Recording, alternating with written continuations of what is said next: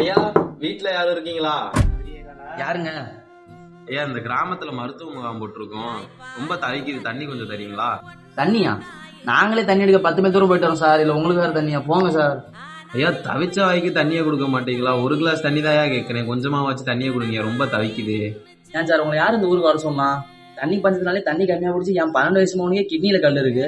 என்ன சொல்றீங்க? 12 வயசு பையனு கிட்னில கல்லுன்றீங்க, இவ்வளவு அசால்ட்டா சொல்றீங்க. போய் ஆஸ்பத்திரியில தான் காட்ட வேண்டியதுதானே? ஹாஸ்பிட்டல கட்ட என்ன சொல்றீங்க? தண்ணி ஒழுங்கா குடிப்பீங்க, இங்க அதான பஞ்சமே. பத்தி மேல இடத்துல பேசி எது மனு கொடுத்து பாக்கலாம்ல? மனு கொடுத்தா மட்டும் எல்லாம் மாறிடுமா? ஏன் சார் இயற்கை காலத்தான் அழிச்சு விட்டு போய் மனு கொடுத்து என்ன பிரயோஜனம்? ஏன் சார் இன்னைக்கு என் ஊர்ல இருந்து நிலைமை, நாளைக்கு உங்க ஊர்ல இருந்து நிலைமை, வருங்காலத்துல தண்ணி இருக்குமானே தெரியல. எங்க கஷ்டத்தை நீங்க என்ன பண்ணீங்க? இருங்க கொஞ்சம் தண்ணி எடுத்துறேன். இந்தாங்க சார். மண்ண போல தண்ணிக்கும் எல்ல கோட்டை போடுற, வறும கோட்டை வளர்க்குற, இயற்கையத்தான் பூட்டி வச்சு பொம்மையாக்க பாக்குற, அடிமையாக்க நினைக்கிற. இப்படியே போனாக்கா பூச்சி இங்கே வாழுண்டா, புழுவு இங்கே வாழுண்டா, மனுஷ பைய என